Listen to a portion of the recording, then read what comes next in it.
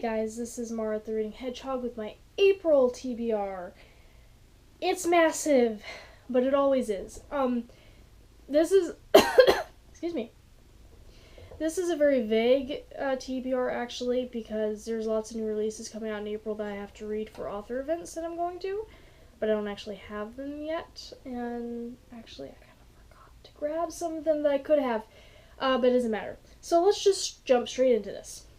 So, first up, I obviously intend on finishing Heir of Fire by Sarah J. Maas, the third book in the Throne of Glass series. I am more than halfway done, and I might actually have it done by the time this video goes up. Really enjoying it. And I'm going to continue to read Harry Potter and the Goblet of Fire by J.K. Rowling, the fourth book in the Harry Potter series. I'm halfway done with it, and I'm really enjoying it too. Some bleedovers from last month. I have The Bitter Kingdom by Ray Carson, the third and final book in the Fire and Thorns trilogy. And Slaves of Socorro by John Flanagan, the fourth book in the Brother Band Chronicles. And then a couple of arcs that I didn't quite get to in March. I have, The Walls Around Us by Nova Rensuma. Not sure how to pronounce that. I think I got that right. And then The Haunting of Sunshine Girl by Paige McKenzie. And then the arc for this month that I have to read is An Ember in the Ashes by Sabaa Tahir. Sabaa Tahir. I heard her name pronounced recently, and now I can't remember what it was. And then some new stuff. So I'm trying something interesting. Every month I have to pick out an author from each letter. So my library is alphabetized by author's last name. So I'm picking an author from each one. So an author with last name that begins with an A, author with last name begins with B, and so on and so forth. This has created a huge TBR for the month. But it's kind of fun. So we're gonna see how this goes. So going backwards actually.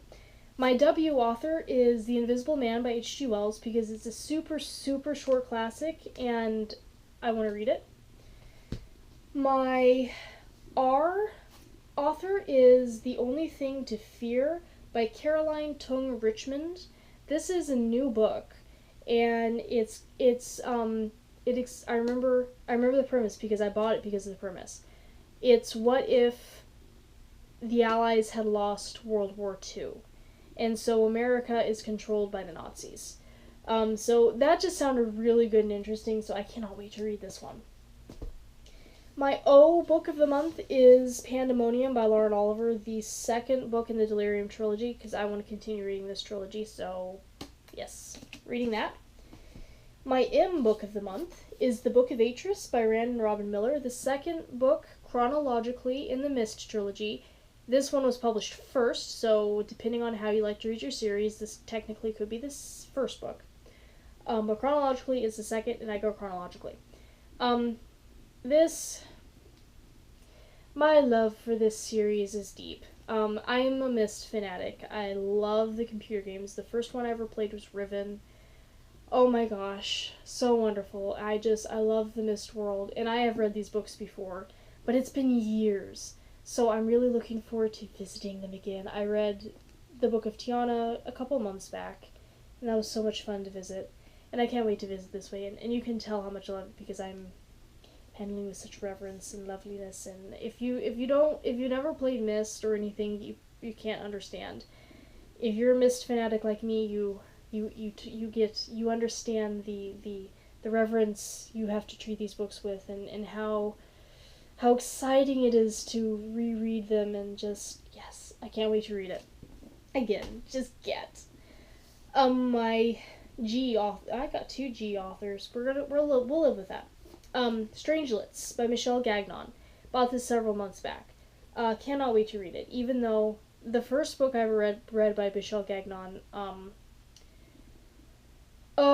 can't remember the name of it, but it's the first book in the Persephone series. I didn't really like it all that much. And I actually got this book not remembering who the author was. I forgot it was the same author who wrote that book. Otherwise I probably wouldn't have gotten it. But I'm still looking forward to reading it.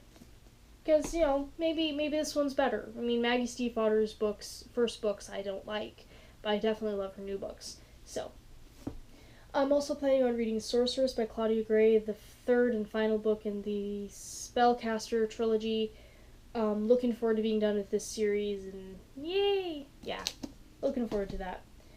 Then I'm going to read The Field Guide by Tony D. Terlizzi and Holly Black, the first book in the Spiderwick Chronicles, and I probably actually will end up reading the entire Spiderwick Chronicles this month, but we're starting with the first one. Then I'm going to read Found by Harlan Coben. This is the third, and I think the final book in the Mickey Boletaire series. I don't know if he's writing the fourth one after this, but I think this is the last one. I've been reading this series as it comes out. I don't actually remember too much about the second one, but I'm sure my memory will come back as I read the third, because it did with the second one. I didn't remember much about the first one, and then I read the second one, and I remembered everything. So, I'm looking forward to being done with this series. Unless he writes a fourth one. Then I'm going to read Anti-Goddess by Kendari Blake, the first book in the Goddess Wars trilogy. This is the April pick for my Young Adult Bibliobabble Book Club, because Kendari Blake is coming to our local library on May 17th, I think. It's either 15th, 16th, or 17th. I can't remember which one. And the librarians were like, hey, could your book club please read one of her books? And so I put it to a vote, either to read Anti-Goddess or Anna Dressed in Blood. Anti-Goddess won the vote. And I'm really, really looking forward to reading this book. I was all time, but now I'm just, really excited about reading it, because so far 2 members of my book club have already read it, and they both hate it with a passion. And I'm dying to know why. So, my gut feeling is that I'm going to read this book and I'm going to think I read a lot worse, so comparatively, it's cool, it's fun. I think I'm going to like it. But just their reactions to it were they hated it so much. So I'm really looking forward to reading it and seeing why they hated it so much. Kendari Blake, I'm sure I'll love it. So, yes. And then finally, I'm going to read Tunnel Vision by Susan Adrian, because this was my A author. I don't really remember what it's about. I actually bought it not so long ago, so yeah, I'm going to read it. And so those are essentially the books I plan on reading in April. I'm like I said, I'm going to mix and match, because that's gonna fall. Because I'm meeting Victoria Aveyard, Danielle Page, Heather something. She wrote The Cemetery Boys. I cannot remember her name at this point, but her and Sarah Rosh, the author of Snow Like Ashes, on April 10th. I really, really would like to read Dorothy Must Die and Snow Like Ashes before I meet them, so I'm probably going to add those to my April TBR. We'll see.